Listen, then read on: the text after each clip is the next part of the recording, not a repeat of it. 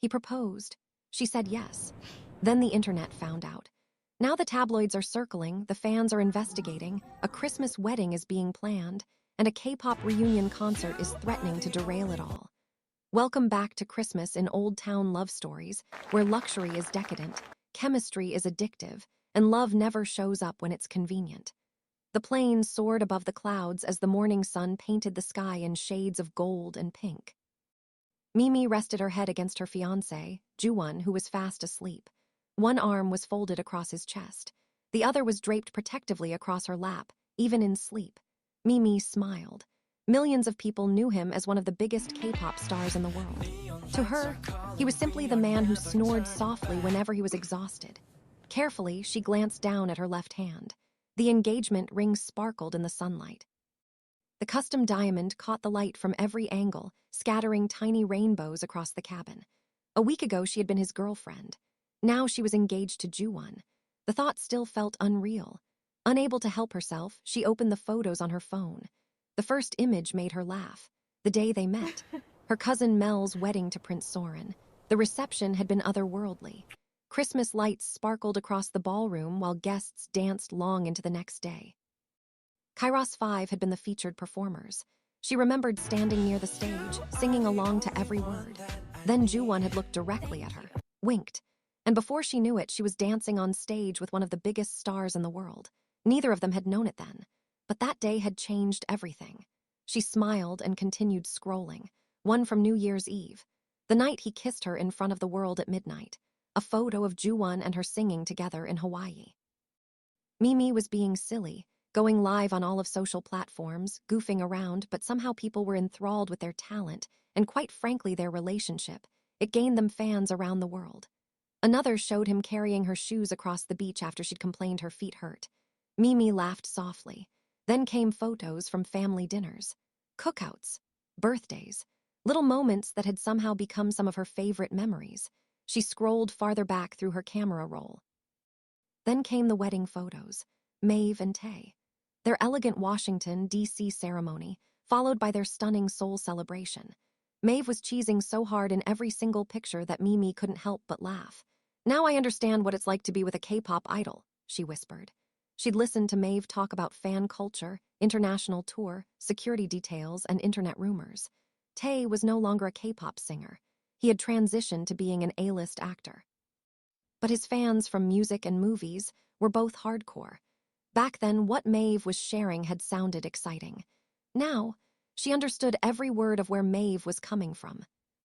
"A mega celebrity's girl ain't for the weak," she said out loud to herself. Still sleeping, Joo-Won nodded slightly. Mee-Mee laughed quietly. Next came Brianna and Grant's wedding photos. Their ranch, their vineyard, the Christmas lights, the kiss beneath the snowfall. Then Janice and Rowan. They were the big sis and bro to the group. Next, Medina, who she called Dina, and her former bad boy husband, Min-jae. Weddings on 2 continents, but one impossible love story. And finally, Moya and Duke Fesso. Prince Soren's first cousin, the library, the intimate ceremony surrounded by stories. Mee-Mee stared at the image, her heart swelled. Every woman she loved had found her person, and now, it was her turn. She looked down at Joo-Won, who was now sleeping peacefully against her shoulder. She ran her fingers softly through his bleached blonde buzz cut. "I can't believe we're getting married," she whispered. Without opening his eyes, he squeezed her hand. "I can." Mee-Mee jumped. "You were awake." "Not really." He kissed her shoulder, winked at her, then immediately fell asleep again. Mee-Mee laughed so hard she nearly dropped her phone. Outside the window, the mountains of Avaleria slowly appeared in the distance. Below them, snow-capped peaks stretched across the countryside like something from a Christmas postcard. Their next chapter was about to begin. Hello, loves. If you haven't listened to any of those swoon-worthy love stories, or perhaps have missed a few, never fear. The playlist for all of the love stories are linked below. They all connect back to the city of Petersburg and to each other. It's so cute to have an ensemble cast. But enough about that, let's get back to Mee-Mee and Joo-Won. The plane began its descent. Mee-Mee gently shook Joo-Won awake. "Joo-Joo, we're here." He blinked several times before looking at her. "What did you just call me?" "Joo-Joo." "No." "Yes." Joo-Won stared at her for a long moment. He covered his face with both hands. Then he remembered that his soon-to-be wife was from the southeast, where everyone in the U.S. seemed to have a nickname. "Joo-Joo." she repeated confidently before kissing him on the cheek. Joo-Won sighed. I've already lost this argument, haven't I? Mee-Mee grinned. Absolutely. And just like that, the new nickname was settled. This man performed in front of 80,000 people, negotiated endorsement deals, navigated international media with ease, and even saved her cousin Mel from kidnappers, because he was indeed a black belt. Yet somehow, he was completely powerless against this gorgeous Atlanta woman. Joo-Won considered arguing. Then he remembered it would be pointless. He simply shook his head. Moments later, the plane touched down. The moment they stepped onto the tarmac, Mee-Mee knew she wasn't in Georgia anymore. Snow dusted the mountains surrounding Montaloon, the capital city of Avaleria, a small but very oil-rich country nestled next to Norway. Castle spires rose in the distance. Horse-drawn carriages shared streets with luxury vehicles. Everything looked like someone had taken a Hallmark Christmas movie, mixed in a dash of Lifetime, and handed it an unlimited budget. Joo-Won slipped an arm around her waist. You've been staring at the castle for 3 minutes. Mee-Mee tilted her head to the side as if to say, I know you're lying. You have, he said with a smile. This place never gets old. I was just appreciating the architecture. Joo-Won was quiet for a moment, as he often was before he said, You know what I think? I think you were imagining yourself as a princess. Mee-Mee gasped. Who me? I would never do that. Who wants that job? I'm too blessed to be that stressed. Joo-Won laughed, liar. By the time they arrived at the royal guest house, the rest of their friends were already gathered for brunch. The dining room erupted in cheers when they entered. Maeve shouted, There they are. Mel cheered, The engaged cuties. Brianna teased, The reason we haven't heard from them in a week, while Grant kissed her on the cheek. Clapping hard was Dina, Min-jae, Rosie, Edward, Fesso, Moya, Maeve, and her husband Tae Kim, who was also Joo-Won's former bandmate. Mee-Mee immediately covered her face, Laud, then laughed as she turned to Joo-Won. Surprised, did you know about this? Joo-Won shrugged, looking entirely too pleased with himself. Mee-Mee laughed again, Me and my silent fiancé. Prince Soren walked and embraced them both. Congrats, beautiful people, we're happy for you both. Then the entire group was either hugging on them or dapping them up. Brianna chuckled. Looks like someone is wearing the Hope Diamond. The group laughed. Mee-Mee started doing TikTok dances with her left ring finger in the air. Aye, she yelled with her tongue out. Joo-Won smiled, shaking his head. Tae Kim teased him. You know you like it. Then the energy changed. Ingrid entered with a laptop in hand and speaking on the phone. Yes, I'm looking at venues now, but we could just have it here at the castle. Mee-Mee blinked. What? Ingrid continued. We can work it out. Mee-Mee looked horrified. Work what out? Ingrid turned to Mee-Mee almost as if she should have known that Ingrid would take over or at least attempt to. The wedding, of course, Ingrid said before adding, Time to start planning. What's the date again? Edward nearly choked on his coffee, then whispered to Rosie, who unleashed Ingrid on this. Rosie laughed so hard she had to grab the table. Mee-Mee looked at Joo-Won. I told you she'd be doing too much, then turned to Ingrid. We haven't decided a date yet. Ingrid scrunched up her nose. Mel stepped in, wrapped her arms around her cousin Mee-Mee.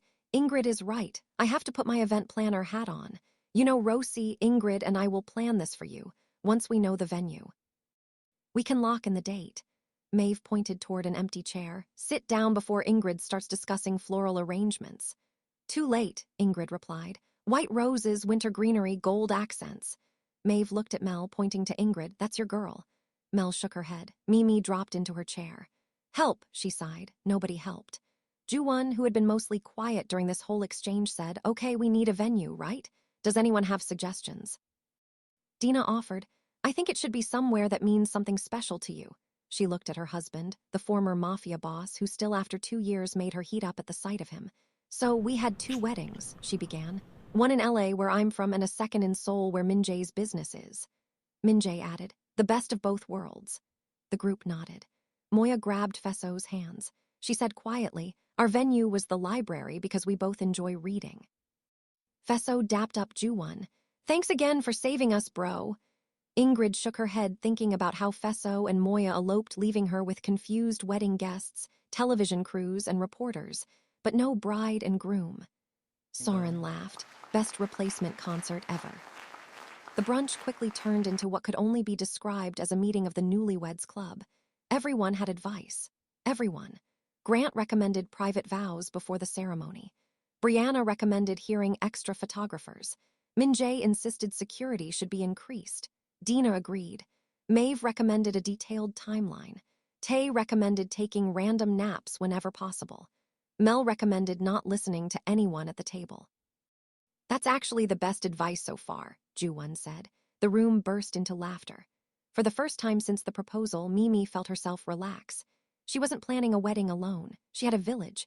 A slightly chaotic village of billionaires, former gangsters, celebrities, and small-town political types. But a village nonetheless.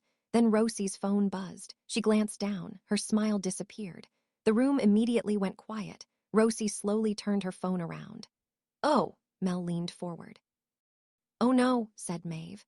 "What?" Mee-Mee asked. Rosie slid the phone across the table. A celebrity entertainment site filled the screen. Front and center was a photo of Mee-Mee leaving a coffee shop in Atlanta 2 days earlier.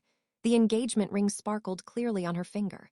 The headline read, Kairos-5 start Joo-Won Park secretly engaged. Below it was a second photo, then a third, then another. Someone had been following her. The room went silent. Joo-Won clenched his teeth. Maeve exchanged a look with Tae. Dina leaned forward. Even Ingrid stopped talking, and that alone was concerning. Mee-Mee looked up from the phone. Mel said, "But I thought only our family and his family knows." Mee-Mee said, "I thought so too." Nobody spoke. Finally, Edward looked at Prince Soren. He cleared his throat. "I suppose brunch is over." "No," Ingrid said firmly. Everyone looked at her. The royal advisor folded her napkin, then stood. "Brunch is not over." Her eyes narrowed at the article. "But someone's career might be." "Hey, loves. Ooh, Ingrid is not to be played with. First question, who do you think leaked this engagement? Second question, are you following this channel? If not, can you please click subscribe right now? It would mean the world, and it shows YouTube that this type of storytelling matters. Also, please like and leave a comment. We absolutely love reading them. Helps to inspire, too. Okay, let's get back to Mee-Mee, Joo-Won, and all of our favorite couples. By the next morning, Ingrid had an update. The Crown Intelligence Unit has successfully shut down the tabloid story. Mel visibly relaxed. Thank goodness. Excellent work, Soren said. Mee-Mee blinked. The Crown Intelligence Unit? Yes, Ingrid replied. Mee-Mee laughed. That sounds like James Bond. It kind of is, Edward admitted. Ingrid sighed. That is an oversimplification. That's exactly what a spy would say, Rosie muttered. Edward nearly choked on his coffee. Ignoring them all, Ingrid continued. At the moment, Askell and his team are investigating the source of the leak. Joo-Won looked up. Who is Askell? For the first time all morning, Ingrid smiled. My nephew. The room went quiet. Your nephew? Rosie repeated. Yes. The one investigating the leak. Yes. The one running the royal spy agency. Intelligence Service, Ingrid corrected. Mee-Mee waved a hand. You'll hush, I don't care what it's called. Everyone looked at her. She smiled and slipped her hand into Joo-Won's. I'm just grateful, Juju, and I can announce our engagement in our own good time. Joo-Won sighed. The nickname again. Mee-Mee kissed him on the cheek. Across the table, Tae immediately started laughing. Juju, he wheezed. That's what we're calling him? Maeve gave her husband a look. The laughter continued throughout the table for several minutes. Joo-Won closed his eyes. I hate all of you. Later that day, Mel and Soren suggested that the engaged lovebirds spend the day and overnight at one of their private cabins in the Avalerian Mountains for some special R&R treatment. They had planned this little getaway as an early engagement gift, and Ingrid had jumped in with some additional luxuries courtesy of Soren's parents, the king and queen, who both enjoyed Joo-Won's and Mee-Mee's duet at the castle some time ago. When Mee-Mee arrived at the cabin, all she could say was, "Shut the front door." Even Joo-Won, who pretty much had seen the entire world, was surprised to see that the cabin was actually a private mountain estate. When they walked in, staff greeted them. Inside, there was a massive stone fireplace, floor-to-ceiling windows overlooking snowy peaks, fresh flowers everywhere, and a dunch menu to match all of the big moments of their relationship. Mee-Mee lifted up a handwritten menu that was laying on the counter. Juju, they went all out. Then she read the note out loud. Each course represents a chapter. For the first course, delicious mahi-mahi from Hawaii. For the second, braised short ribs from Seoul. For the third, Korean Mexican tacos from LA. And for the last course, banana pudding from Virginia. Tears welled up in Mee-Mee's eyes as Joo-Won brought her close. But then he noticed another note which said, "But first, we have a romantic day planned for you, starting with a massage, then time at our private geothermal pool built into the mountainside. Please try not to elope before we finish planning the wedding. Love, Prince Soren." Mee-Mee cooed, "Awa, they're amazing." But Joo-Won said, "Baby, there's one more." "Oh, wait," he said with a smirk. "It's from Ingrid." The note read, "The entire wine selection has been personally approved by me, so you know it's fantastic." "You're welcome." Mee-Mee laughed. "Again, she be doing too much." Joo-Won laughed. The attendant ushered them towards the massage room, and then they began their luxurious day. Mel had even planned for them to spend time in a music room that was complete with a baby grand. Joo-Won instantly started playing, and Mee-Mee joined him. No distractions, no cameras, just two people in love singing to one another off top of their head. They started having fun singing runs, then making up lyrics. Moving boxes by the bed. My last name on your tongue. 2 suitcases in the hallway. And my heart is already sprung. City lights outside, but in this room it's just us two. Every echo in this wall keeps repeating, "I choose you." At the end of the night, as they soaked in the steamy tub and looked at the snow-capped mountains and star-filled sky, Mee-Mee slid as close as humanly possible to Joo-Won. "I know when we should get married, Juju." He raised a brow. She looked over at the star-filled sky, and in particular the North Star. "Christmas," she said. "Like we just sang in the song." Joo-Won sat up a bit. "Christmas it is." He paused for a second and took a good look at her. "I love you, Mee-Mee, I really do." Mee-Mee thought her heart was going to jump out of her chest. This gorgeous man, with his quiet confidence and enormous heart, was choosing her. Of all the people in the world, she couldn't seem to find the words. So she did the only thing she could think of. She kissed him. Joo-Won immediately pulled her closer. The snow-covered mountains, the stars overhead, the royal getaway, all of it seemed to disappear. There was only him, only them. His hand found the small of her back as he deepened the kiss. "Mee-Mee," he murmured softly. The way he said her name sent a shiver through her. She smiled against his lips. "Yeah." For a moment he simply looked at her, the same way he had looked at her on stage, the same way he had looked at her in Hawaii. The same way he had looked at her when he asked her to marry him, like she was the only person in the room, or in this case, the only person in the entire mountain range. His thumb brushed her cheek. "I can't wait to marry you." Mee-Mee melted, completely, utterly, gone. She kissed him again before he could say anything else.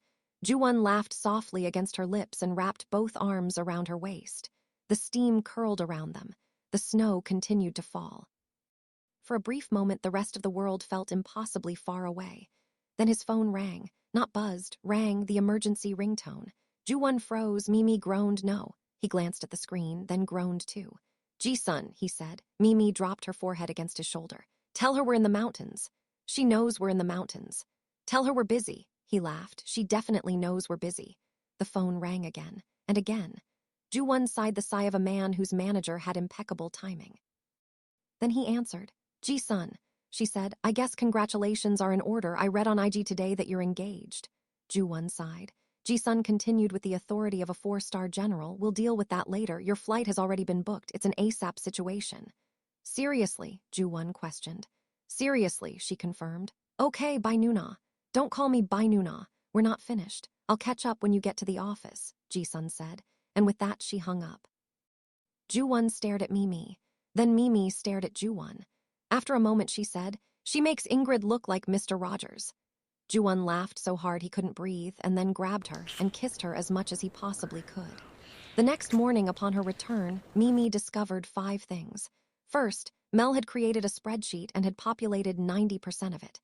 Second, Rosie had already created 7 mood boards. Third, never to be outdone, Ingrid had assembled a gigantic old-school wedding planning binder. Plus, she had somehow built an entire wedding management system. And fourth, somehow a few photos of she and Joo-Won in the mountain pool had been posted online already, and she didn't have any idea how. And fifth, Ingrid was on the hunt with Askell, the Crown Intelligence Unit, Captain Thorne, the Royal Security Team, and Detective Dina, who couldn't sit this one out, to discover who stalked them and leaked their moments to the gossip press. "We've been engaged for 6 days, Mee-Mee said.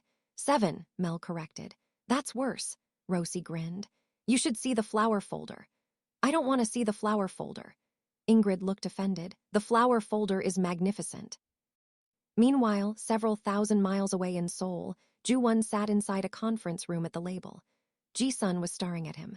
Joo-Won was staring at Ji-sun. Neither looked happy. Ji-sun said, "So when most folks travel, they bring back souvenirs, but when you travel, you bring me headaches." Ji-sun's assistant laughed under her breath, but then Ji-sun shot her a look and she played it off by looking at her nails. Ji-sun continued with a verbal punishment. "Imagine finding out one of your top talents is engaged from a tabloid." Joo-Won said nothing, but his eyes looked repentant. Ji-sun grumbled, said a few curse words in Korean, shook her head, blew raspberries. Finally, she slid a tablet across the table. "What is that? A problem?" Joo-Won looked down, his stomach dropped. Christmas Day, Cairo's 5 reunion concert. The biggest event the label had planned all year, the first full reunion performance in years. Thousands of tickets had already been sold. Corporate sponsors had signed contracts. Streaming rights were being negotiated. Ji-sun said, "While you were off gallivanting with the royals, we were signing deals, but it's a great thing. We finally are giving the fans what they want. A reunion concert, and it's on Christmas Day." Joo-Won slowly looked up. "My wedding." "Your wedding?" Ji-sun asked. "My wedding is on Christmas." "Your wedding is on Christmas?" Ji-sun asked with shock. Neither spoke. Finally, Joo-Won sighed. "I suppose we could move the concert." Ji-sun laughed, not because it was funny. Because nothing at all was funny. Nah, she laughed because it was impossible.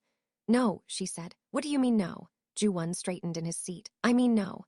"What if no? We could. No, Ji-sun. No." Joo-Won rubbed his forehead. This was not going well. Back in Avaleria, Mee-Mee was sitting beside Mel on a balcony overlooking the mountains. Snow drifted softly across the landscape below. Mel smiled. "You look happy."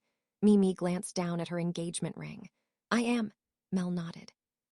Then she asked the question, "So when do you want to get married?" Mee-Mee didn't hesitate. "Christmas." Mel smiled immediately. "Of course, join the club." "Everyone got married on Christmas." Mel laughed. "We really did." Mee-Mee smiled. "It just feels right. All my girls were married on Christmas. You know that I met Ju at your Christmas wedding. And girl, you know that we both love the Lord. My Juju is a praying man. I can't imagine doing it on any other day." But all that Mel could hear was Ju. "I can't believe that's your pet name." Mee-Mee nodded enthusiastically. "My Juju is gonna look super fine in his holiday tux." Mel just busted up laughing. And so did Mee-Mee. Neither woman realized that, at that exact moment, Joo-Won was halfway across the world discovering that Christmas had become the single most complicated day of his life. The crisis reached its peak 24 hours later. Ji-sun called Janice. As head of communications for Petersburg, Janice had become one of her most trusted advisors. They met when Tae-Kim's flight was stuck in Petersburg during Christmas time, due to icy weather, and they'd worked together on a fan autograph signing event for Tae. However, this was also when the mayor assigned Maeve to be Tae's official tour guide. But to learn exactly how they exactly fell in love, you must listen to the very first story in this series. Because Ji-sun is manager to both Tae-Kim and Joo-Won, but we digress. Let's get back to this dilemma. If anyone could solve a public relations nightmare, it was Janice. After listening for several minutes, Janice leaned back in her chair. Then she smiled. "Oh." Ji-sun narrowed her eyes. "What? I know how to fix this." The smile widened. "Don't choose." "What? Don't choose between the concert and the wedding." Ji-sun blinked. Janice continued. "Make them the same event." Silence, complete silence. Then, "Oh no. Oh yes. A wedding. A wedding. At a concert." "At a concert. That is insane." Janice smiled. "Exactly. The fans will eat it up and you keep your talent happy." The more Ji-sun thought about it, the less insane it sounded, and that terrified her. 3 days later, she presented the idea to Joo-Won. His answer came immediately. "No." 20 minutes later, she presented the idea to Mee-Mee. Her answer came immediately. "Yes." Ji-sun closed her eyes. Of course, Mee-Mee would say yes to this spectacle. Of course, this was happening. Ji-sun decided that they would announce the hybrid spectacular in about a week. She wanted to get some things lined up with the label. Within 7 days, the Christmas wedding concert was officially in motion. But trouble escalated by the very next day after Mee-Mee returned from Avaleria. She was leaving a meeting with Jenny when her phone started vibrating nonstop. Text message, text message, text message, phone call, text message. Mee-Mee frowned. What in the world? Jenny looked up from her laptop. "Girl, your engagement is everywhere." Mee-Mee stopped. "What?" Without saying another word, Jenny slowly turned her screen around. Mee-Mee felt her stomach drop. The engagement ring. Someone had photographed her wearing it outside a grocery store. Another photo showed her leaving a business meeting. Another showed her walking into a gym. The headline was impossible to miss. It's official. Kairos 5 member is engaged to Mee-Mee. Oh, Lord, Mee-Mee groaned. Jenny nodded. You got a super troll harassing you. Within hours, the story had spread across social media. Fans began comparing photos. Internet detectives analyzed reflections in store windows. Others tracked flight schedules. One fan somehow identified the jeweler. Another discovered the exact date the photographs had been taken. They're all in our business, Mee-Mee groaned. It feels invasive. Girl, it is invasive, Jenny agreed. Meanwhile, nearly 7,000 miles away in Seoul, Ji-sun was developing a headache. A very specific headache. The kind that only appeared when celebrities made personal life decisions. Her phone rang. Again, and again, and again. Publicists, producers, sponsors, reporters. One executive wanted a statement. Another wanted a press conference. A third wanted to know whether wedding plans would interfere with the Kairos 5 reunion concert. Ji-sun resisted the urge to throw her phone out the window. I needed a little more time to announce this wedding concert, but I guess they've put my feet to the fire, she growled. Then her assistant appeared in the doorway. You need to see this. Ji-sun looked up. The assistant handed her a phone, and Ji-sun immediately regretted opening the article. The headline was, Katrina Kang speaks out. Ji-sun closed her eyes, no. But unfortunately, it was yes. Former idol Katrina Kang had apparently decided that Joo-Won and Mee-Mee's engagement, and any negative press surrounding it, was now her full-time job. According to the interview, Katrina claimed she and Joo-Won had been romantically involved for years.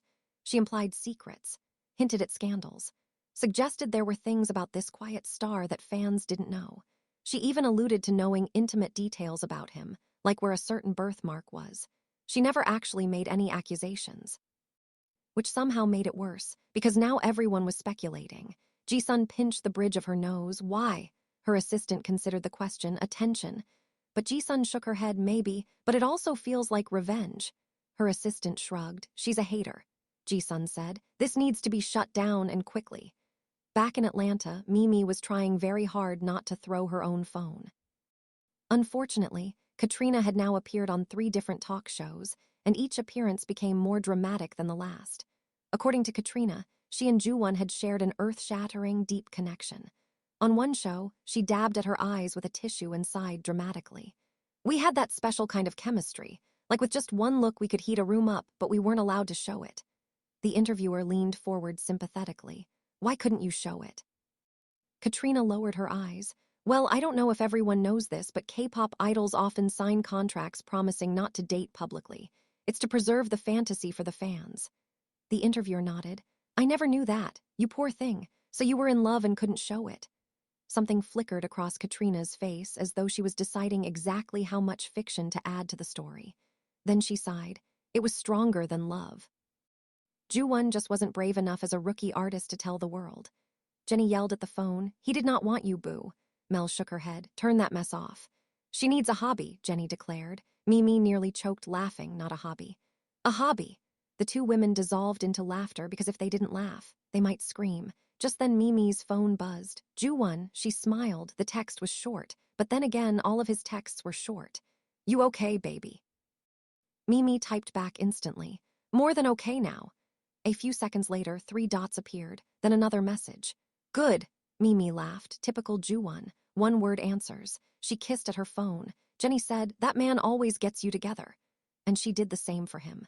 The next day, Mee-Mee and Joo-Won had decided to hold their wedding at Grant and Brianna Calloway's vineyard in Temecula, California. After all, that's where their story really began. It was shortly after Mel and Soren's wedding, when the Calloways hosted a holiday couples retreat at the vineyard. Mee-Mee had only attended to help watch Maeve and Tae's son, Yoon. Meanwhile, Joo-Won had traveled there to discuss a potential business venture with Grant and Tae. Ironically, neither of them spent much time doing what they had originally come to do. Instead, their friends had other plans. After witnessing the sparks between them at the royal wedding, everyone had apparently decided that fate needed a little assistance, or perhaps a strong push. What neither Mee-Mee nor Joo-Won knew at the time was that they had essentially been set up. The private dessert picnic that Pancake crashed, the group outings, The carefully orchestrated opportunities to spend time alone together. None of it had been accidental. Their friends had quietly become matchmakers and, judging by the engagement ring currently on Mee-Mee's finger, the plan had worked remarkably well. After discussions that rivaled a UN summit or a G7 emergency session, Joo-Won's label finally made the announcement. The Kairos 5 comeback tour and his wedding would take place on the same day. Christmas, at Grant and Brianna's ranch. The property was large enough to handle the massive crowd expected to descend, but even that felt like an understatement once the internet got hold of the news. A comeback tour and a wedding. On the same day, the internet went completely wild. Within 30 minutes, all in-person tickets were gone. Meanwhile, Ji-sun met with the label reps. It was time to get the guys back in the studio and back with their choreographers. Joo-Won flew to Atlanta to spend a few days with Mee-Mee. He knew there would be stretches of time when they'd be apart, so he took every moment he could get. They were curled up on the couch when his phone buzzed. He glanced at it and shook his head. Mee-Mee shifted slightly. "Let me see." Without hesitation, he handed it over. Another Katrina interview. "Dang," Mee-Mee said, tossing it back to him. "I really should have yoked her up when I had the chance." Joo-Won laughed, then pressed a soft kiss to the top of her head. "When I debuted as a rookie in Kairos 5, I had just turned 16, he said. There were so many comments online. Some were good, but some were just plain cruel. I was just a kid. Mee-Mee's hand found his back, rubbing gently. "What did you do?" He exhaled, like he was remembering it all over again. "I repeated Isaiah 41:10 every day. So do not fear, for I am with you. Do not be dismayed, for I am your God. I will strengthen you and help you. I will uphold you with my righteous right hand." Mee-Mee softened, resting into him. "God promised I am with you," she said quietly. Joo-Won nodded. "Always." Just then, Ingrid's next text popped up on Mee-Mee. "Phone, have your parents met?" Mee-Mee looked up at him. "What?" Joo-Won said. "Ingrid is asking if our folks have met." He let out a short laugh. "We can delay it." Mee-Mee smirked. "I know that's right." Then she paused, thinking. "Wait," she said. "Remember what you just said? Do not fear." Joo-Won groaned lightly, already knowing where this was going. "You're right," he said. "This is gonna be interesting." And a month later is when it all went down. For the first time, both families would sit down together. Ingrid had been on both Mee-Mee and Joo-Won to make it happen. Mel and Rosie stepped in to take over planning. Ingrid was starting to push a little too hard.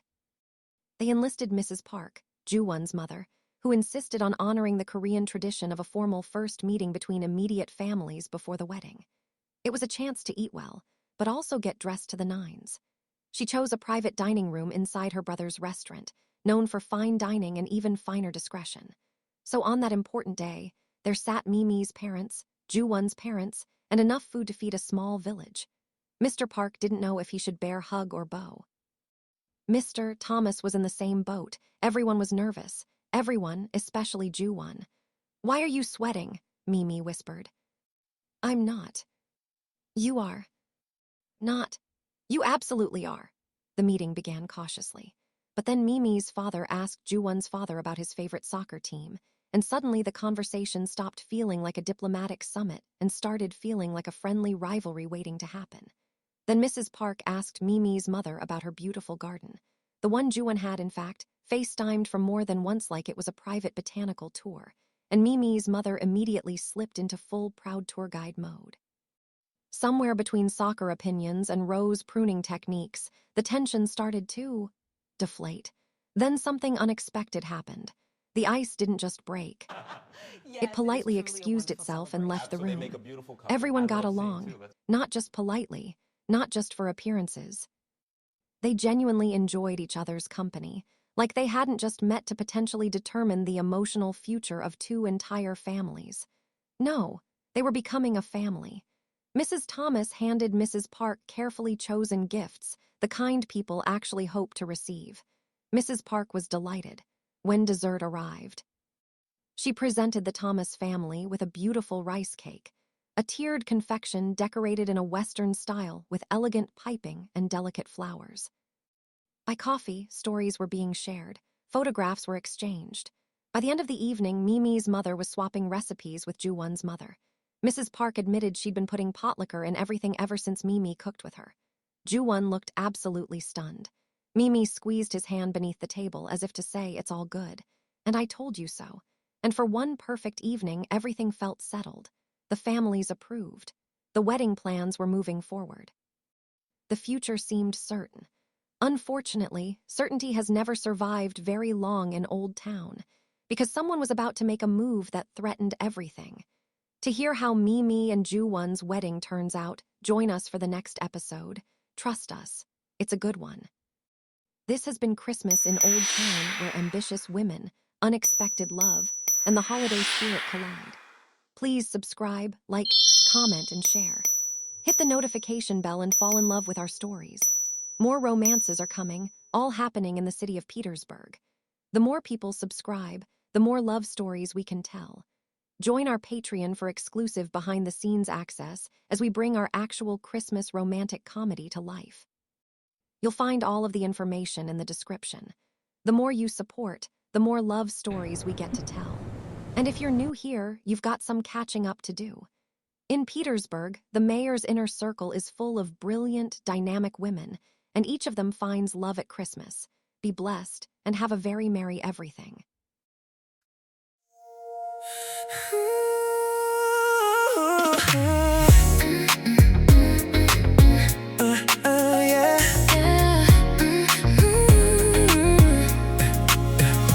Moving boxes by the bed, my last name on your tongue.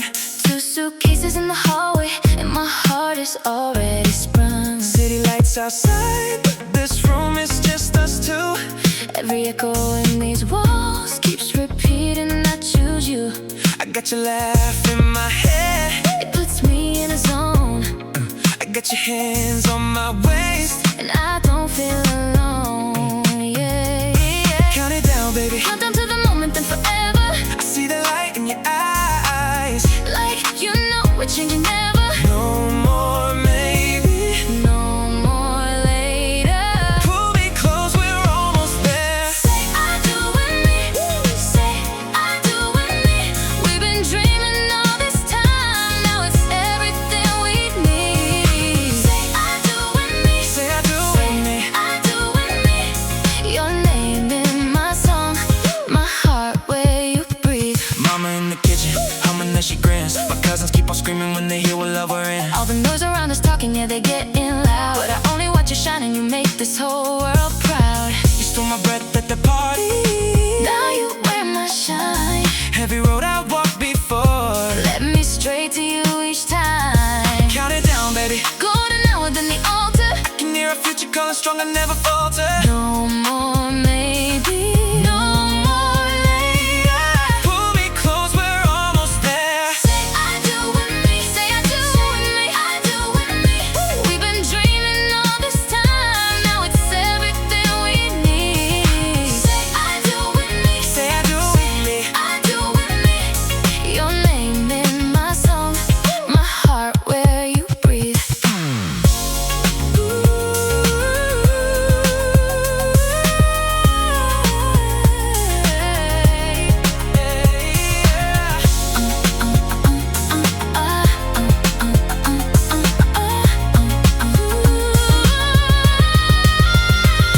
When the crowd goes quiet, I still hear your yes. when the days get heavy, You make all my fears rest. I was yours in the first glance. You were mine from the start. Now the whole sky opens right inside our heart. Say I do with me. Say I do with me.